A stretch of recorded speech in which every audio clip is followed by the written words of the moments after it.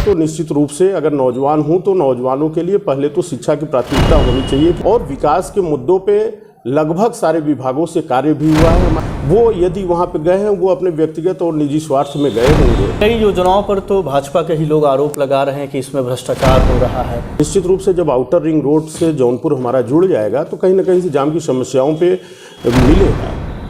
लेकिन उन पर आरोप तमाम लग रहे हैं कि वो विकास के कार्य नहीं किए, लोग असंतुष्ट नजर आ रहे हैं। पार्किंग की समस्या को झेलते रहते हैं, उस पार्किंग की व्यवस्थाओं को करेंगे। अभिवादन स्वीकार कीजिए मेरा, मैं हूं राज सैनी। आप देखना शुरू कर चुके हैं राजतंत्र टीवी। हमारे साथ मौजूद हैं दीपक सिंह मांटू जी। सबसे पहले आपका स्वागत है। आपने भी सदर विधानसभा से भाजपा से प्रबल दावेदार हैं, तो किस तरीके से आप दावेदारी करते हैं और आपने किस तरीके से विकास का प्लान तैयार किया है? जनता पार्टी मौका देती है तो आप विकास के कार्य करेंगे। धन्यवाद राज जी, आपके इस चैनल पे आने का अवसर मिला, आपको बहुत बहुत धन्यवाद।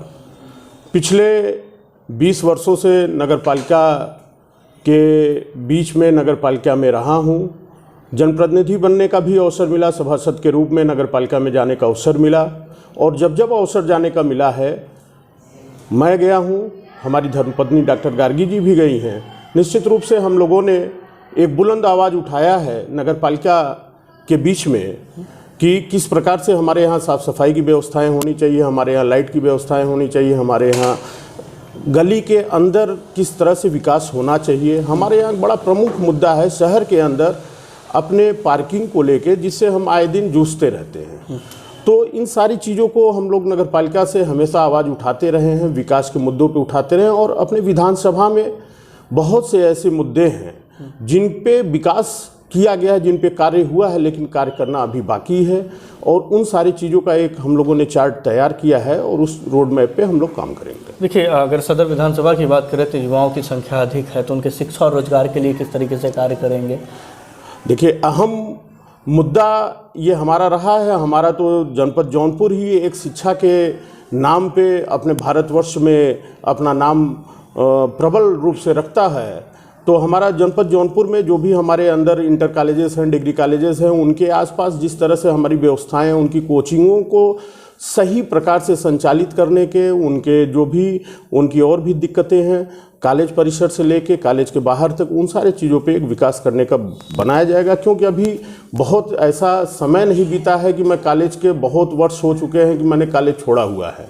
तो कहीं ना कहीं से मैं शिक्षा और एकेडमिक लाइन से हमेशा जुड़ा रहता हूँ। कॉन्फ्रेंसेज और सेमिनार्स के माध्यम से भी मैं कॉलेज परिसर में काम करता रहता हूँ, चाहे सिया कॉलेज हो, चाहे अपना तिलकधारी महाविद्यालय हो, उस प्रांगण में मैं कुछ न कुछ करता रहता हूँ। बात करें सदर विधानसभा की तो यहाँ से भाजपा के ही विधायक थे गिरीश चंद्र यादव जी, जो सरकार में मंत्री हैं, लेकिन उन पर आरोप तमाम लग रहे हैं कि वो विकास के कार्य नहीं किए, लोग असंतुष्ट नजर आ रहे हैं उनसे। नहीं, विकास का कार्य सैनी जी आपके माध्यम से मैं बताना चाहूँगा कि ऐसा नहीं है। हमारे माननीय योगी जी के द्वारा पूरे प्रदेश में जिस प्रकार से धन आवंटन हुआ है, जिस प्रकार से विकास का एक रोड मैप तैयार हुआ है, उसी के क्रम में हमारे जनपद जौनपुर में भी वो सारी चीज़ें अमली जामा पहनाने के लिए आया और विकास के मुद्दों पे लगभग सारे विभागों से कार्य भी हुआ है। हमारे नगर पालिका से भी बड़े लंबे कार्य हुए हैं, हमारे सड़कों पे काम हुआ है, लेकिन कहीं ना कहीं से क्रियान्वयन करने में समय लगता है, कुछ असुविधा हुई है जनता को, तो निश्चित रूप से उस पर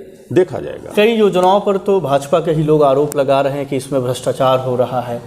तो यदि कोई लगा रहा है तो उसका प्रूफ उनको देना चाहिए। मेरे ख्याल से किसी के पास कोई प्रूफ नहीं है। आज चुनावी बेला है, चुनावी समर है। यदि किसी को इस प्रकार से कोई असंगति थी तो उनको 5 वर्ष के पहले जब कार्य चल रहा था तो उनको आवाज़ उठाना चाहिए था कि मानक के अनुसार कार्य नहीं हो रहा है, या तो पैसा आया उसका उस पर काम नहीं शुरू हुआ है। तो इस प्रकार से अभी चुनावी समर में हम यदि कोई आरोप लगाएं तो यही होगा कि चुनावी अपने बेला में अपने लोगों के पक्ष में हम अपनी आवाज़ को बुलंद कर रहे हैं। आप भी समाजवादी पार्टी में थे और भाजपा ज्वाइन किया है, तो दोनों में फ़र्क क्या देखते हैं? देखिए, फ़र्क नहीं, देखिए नौजवान को कार्य करने के लिए मैं बड़े कम अर्ली एज में आ गया था समाजवादी पार्टी के राजनीति में, और मुझे लगता है कि 18 या 19 वर्ष का रहा हूँगा तो मैं आ गया। और तमाम अलग अलग संगठन में, यूथ संगठन में मैं कई बार प्रदेश सचिव रहा, जिला अध्यक्ष रहा, प्रदेश उपाध्यक्ष रहा, तो रहा। लेकिन कुछ इस प्रकार से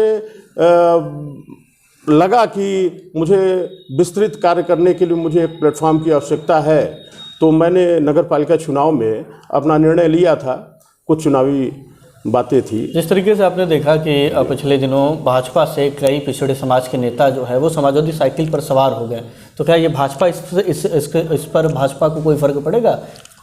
देखिए, नेतृत्व पे लोग विचार करके दूसरे दलों में जाते हैं, अपने कार्य करने का उनको एक प्लेटफॉर्म चाहिए होता है।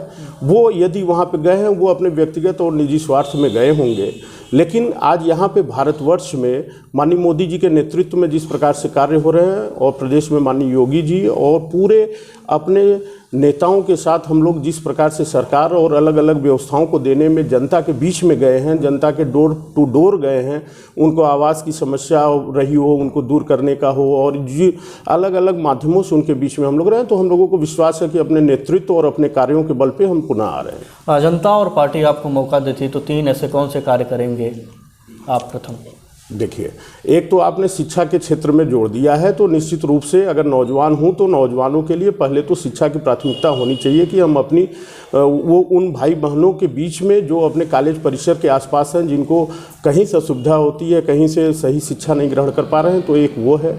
दूसरा है कि अपना जो शहर की बुनियादी सुविधाएं जो हमारे यहाँ अलग अलग हम लोग पार्किंग की समस्या को झेलते रहते हैं, उस पार्किंग की व्यवस्थाओं को करेंगे, क्योंकि हम इतना कार्य कर चुके हैं नगर पालिका और अपनी सरकार के माध्यम से कि सड़कें तो हमारे यहाँ हैं, लेकिन उस पर हमें जाना है। और विधानसभा क्षेत्र में अलग अलग अभी दूर गिराव में जहाँ पे हमारे पास आवागमन में कहीं से दिक्कतें आ रही हैं, उनको मुख्यालय से जोड़ने के लिए निश्चित रूप से उस पर हम कार्य करेंगे। जाम की एक बड़ी समस्या है सदर विधानसभा में, आप भी शहर से ही हैं, तो देखते नहीं प्रतिदिन लाखों रुपए तेल में जो है व्यय होते हैं वो जाम की समस्या से। इसके लिए 5 साल में कोई कार्य नहीं हुआ?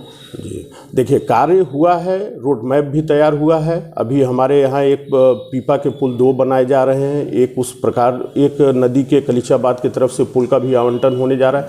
निश्चित रूप से जब आउटर रिंग रोड से जौनपुर हमारा जुड़ जाएगा तो कहीं ना कहीं से जाम की समस्याओं पे मिलेगा, जाम की समस्याओं से निजात मिलेगा, और उस पर आने वाले समय में हम लोग कार्य करेंगे अगर अवसर मिलेगा। बहुत बहुत धन्यवाद सर हमसे जुड़ने के लिए। ये थे सदर विधानसभा से भाजपा के प्रबल दावेदार दीपक सिंह मांटो जी, जिन्होंने बताया कि शिक्षा हो, चाहे चिकित्सा हो, चाहे सड़कों की बात करें, सभी क्षेत्रों में चौमुखी विकास किया जाएगा।